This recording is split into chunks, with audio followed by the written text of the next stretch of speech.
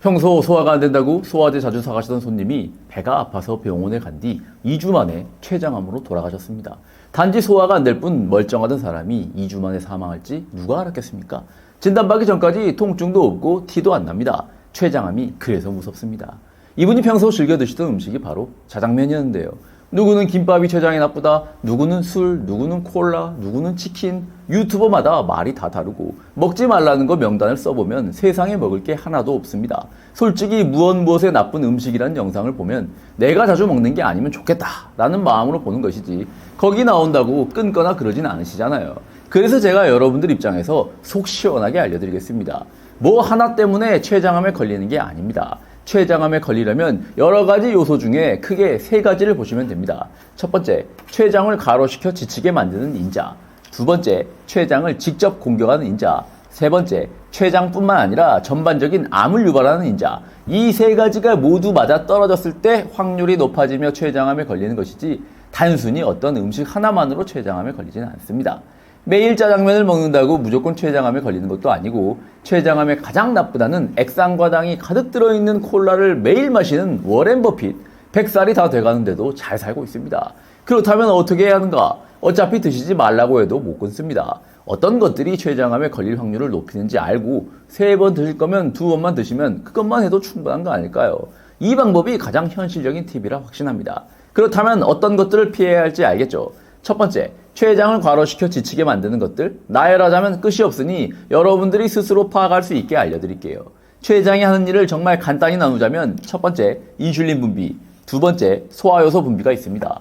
여러분들이 먹는 음식이 인슐린 분비를 많이 하도록 자극하면 췌장이 잘 지칩니다. 그래서 당뇨인들이 췌장염으로 갔다가 췌장암으로 갈 확률이 일반인보다 높은 겁니다. 두 번째, 소화효소 분비. 어떻게 하면 소화효소 분비량이 많아질까요? 정말 단순합니다. 음식을 많이 먹으면 먹을수록 소화효소 많이 분비해야겠죠. 그런데 췌장에서 분비되는 소화효소도 영양소 종류에 따라 다릅니다. 단백질을 분해하는 효소인 트립신, 탄수화물을 분해하는 아밀라제, 지방을 분해하는 리파제, 이렇게 크게 3가지가 있습니다. 그런데 여기서 우리가 주목할 점은 3대 소화효소 중에서도 특히 지방 분해 효소가 췌장을 가장 극한으로 몰아넣는다는 사실입니다. 탄수화물이나 단백질 소화는 효소만 있으면 어느 정도 소화가 됩니다. 하지만 지방은 다릅니다.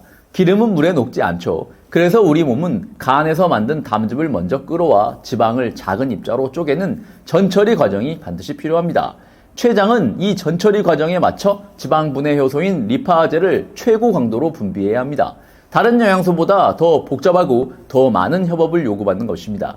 그래서 다른 음식보다 지방이 많은 고지방 식사를 했을 때 췌장은 이 최고 강도의 분비를 감당하느라 가장 혹사당하게 되는 겁니다. 게다가 더 무서운 건 이 지방 분해 효소가 너무 많이 분비되거나 배출 경로에 문제가 생기면 췌장 밖으로 나가지 못하고 췌장 조직 자체를 공격하기 시작합니다. 이게 바로 췌장암으로 가는 위험한 길목인 급성 췌장염의 주된 원인이 되죠. 결국 고지방 식사는 췌장을 지치게 만들면서 동시에 자폭 위험까지 높인다고 볼 수 있습니다. 정리하자면 탄수화물 함량이 높아 췌장이 무리해서 인슐린을 분비하게 하는 음식과 기름기가 많아 지방 분해 효소까지 많이 분비시키는 음식을 한꺼번에 드시는 것은 피하셔야 합니다. 구체적으로 설명을 드릴게요. 예를 들어 삼겹살만 드시면 지방 섭취가 많아지니 췌장이 소화효소 분비하느라 지칩니다. 하지만 딱 삼겹살만 드시면 인슐린 분비하느라 지치진 않죠. 그런데 만약 삼겹살 드시면서 냉면을 드신다면 인슐린까지 뿜어내야 하므로 췌장암 걸릴 확률이 높아지는 겁니다. 이해되시죠? 그리고 삼겹살, 냉면 이렇게 2가지 음식을 조합하지 않고 한 번에 인슐린 분비와 지방효소 분비까지 동시에 자극하는 음식도 있습니다. 그것은 바로 짜장면입니다. 그런데 이런 식으로 생각해보면 또 생각나는 음식들을 나열해보자면 치킨, 피자, 돈가스, 우리가 좋아하는 대부분의 음식에 해당됩니다. 그럼 상식적으로 대부분의 사람들이 이런 음식을 아무 생각 없이 자주 먹는데 왜 모두 췌장암에 걸리지 않는 걸까요? 단순히 첫 번째 조건만 만족한다고 걸리는 게 아니기 때문입니다. 첫 번째, 과로 때문에 지쳐있는 췌장에게 두 번째 인자, 직접적인 공격을 가하는 인자가 합쳐지면 그때는 조금을 주의하셔야 합니다. 지쳐있는 췌장에게 직접적으로 공격하는 것은 바로 술, 즉 알코올입니다. 알코올은 단순히 소화가 잘 안 되는 수준을 넘어 췌장세포에 직접적인 독성 물질로 작용합니다. 알코올이 몸속에서 분해될 때 나오는 부산물들이 췌장세포를 공격하고 손상시키며 염증을 일으키는 거죠. 췌장이 이미 고지방 고탄수화물 식단으로 혹사당에 지쳐있는 상태인데 여기에 알코올이라는 독성 폭탄까지 맞게 되는 겁니다. 이때 발생한 염증은 한 번으로 끝나는 것이 아니라 만성화되면서 세포 변이를 일으키기 쉬운 환경을 만들고 결국 췌장암으로 가는 가장 빠른 지름길이 됩니다. 삼겹살 드시면서 냉면에 소주 드시거나 짜장면 드시면서 고량주 드시거나 하면 췌장암을 부르는 3가지 조건 중 2가지를 만족시키는 거라 조심하셔야 한다는 얘기입니다. 그럼 이 상태에서 췌장암 발생 확률을 폭발적으로 증가시키는 3번째 요인을 알아보겠습니다. 앞에 2가지만으로도 췌장이 과로하여 지치고 약해져 있는 상태입니다. 장기가 약해지다 보면 염증이 발생하고 염증이 만성화되면 만성염증, 그리고 만성염증 상태에서는 유전자 돌연변이가 잘 발생하여 암세포가 성장하기 쉬운 환경이 됩니다. 여기에 3번째 조건인 직접적으로 바람을 유발하는 인자들이 가세하게 되면 불난집에 기름을 붓는 것처럼 만신창이가 된 췌장의 마지막 결정타를 날리게 되는 것입니다. 3번째 조건, 바로 직접적으로 암을 유발하는 인자입니다. 단순히 췌장을 지치게 하는 것을 넘어 췌장세포의 DNA 자체를 손상시켜 정상세포를 암세포로 바꾸는 방아쇠 역할을 합니다. 가장 조심하셔야 할 것은 흡연입니다. 담배 연기에는 수많은 발암물질이 들어있고 이 물질들은 폐뿐만 아니라 혈액을 타고 돌아다니며 췌장세포 유전자에 직접적인 돌연변이를 일으킵니다. 만성염증으로 약해진 췌장에 흡연까지 더해지면 췌장암 발생 위험은 비흡연자의 수십 배까지 치솟게 됩니다. 담배는 췌장 건강을 해치는 가장 확실한 급행열차 티켓입니다. 그 다음으로 음식 중에서는 고온에서 조리되었거나 가공된 형태를 가진 음식 2가지를 특히 피하셔야 합니다. 대표적으로 가공육이 있고요. 햄, 소시지, 베이컨 같은 가공육에는 아질산염 같은 보존제와 첨가물이 들어있습니다. 이 성분들은 몸 안에서 발암물질로 변환될 가능성이 높은 1급 발암물질입니다. 하지만 가공육 하나만으로 무조건 암에 걸리는 건 아니라는 거 아시죠? 평생을 햄, 소시지 먹어도 암에 안 걸리는 분들 많습니다. 다만 제가 하나 여러분들에게 부탁드리고 싶은 게 있다면 햄, 소시지, 베이컨을 드시되 적어도 태워서 드시는 것만은 피하시라고 말씀드리고 싶습니다. 왜냐하면 햄이나 소세지를 태우는 순간 단순히 발암 가능성을 가진 음식을 먹는 것에서 발암물질 덩어리를 섭취하는 것으로 바뀌기 때문입니다.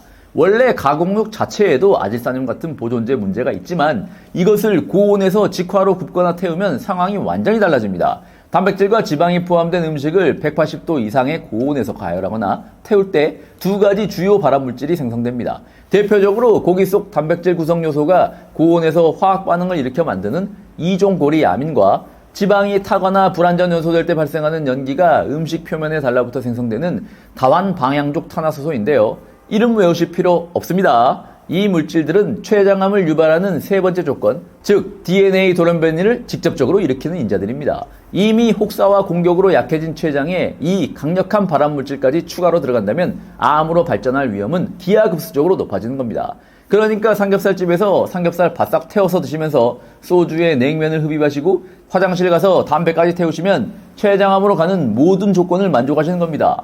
어떤 음식 조합을 줄이셔야 할지 잘 이해가 되시죠? 유튜버들마다 말하는 췌장암을 유발하는 개별적인 음식들이 다 다른데 제가 알려드린 큰 그림을 이해하시니 어떤 것들을 줄여야 할지 누구에게 물어보지 않아도 잘 아시겠죠?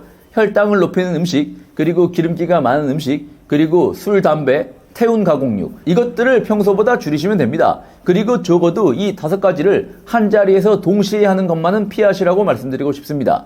여기까지가 췌장암으로부터 우리 몸을 지키는 방어법이었다면 지금부터는 간단하게 췌장암을 무찌르는 공격법을 알아보도록 하겠습니다.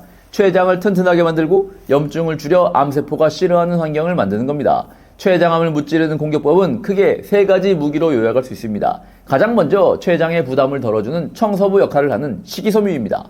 췌장이 가장 힘들어하는 게 급격히 오르는 혈당과 지방 소화라고 했죠. 식이섬유의 췌장암 공격법 2번째는 지방 흡착입니다. 지방이나 콜레스테롤이 몸에 흡수되는 것을 식이섬유가 방해하거나 흡착시켜 배출을 돕습니다.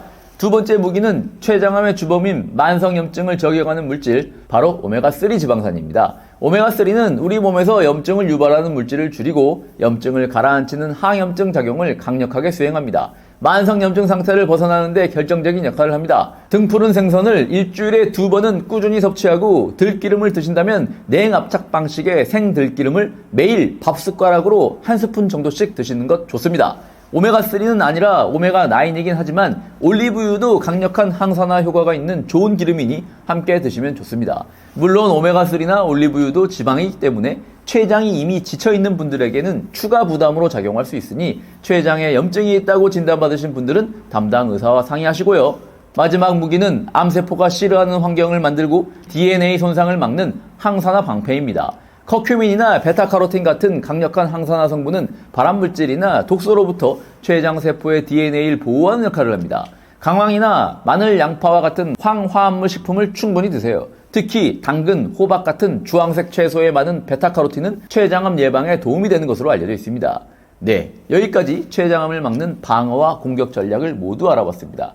하지만 여기에 방어와 공격을 최적화하는 가장 확실한 무기가 하나 빠졌습니다. 바로 운동입니다. 운동은 췌장암을 부르는 모든 조건을 근본적으로 개선합니다. 특히 췌장이 가장 힘들어하는 인슐린 과분비, 즉 혹사를 직접적으로 해결해줍니다. 우리 몸 세포의 인슐린 민감도를 직접적으로 높이며 세포가 인슐린을 효율적으로 사용하게 되니 췌장이 인슐린을 폭발적으로 분비할 필요가 없어지는 겁니다.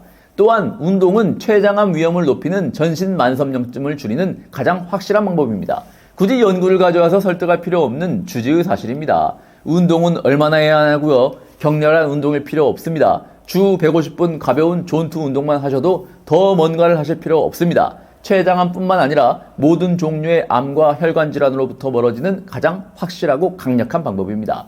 여러분들의 췌장은 평소에는 티도 안 나지만 소화와 혈당이라는 두 영역에서 묵묵하게 우리를 지원하는 가장 성실한 장기입니다. 이 성실한 장기를 혹사시키지 않고 지켜주는 것, 그것이 여러분들의 건강을 지키는 가장 확실한 투자입니다. 그럼 다음 시간에 더 건강해서 만나요.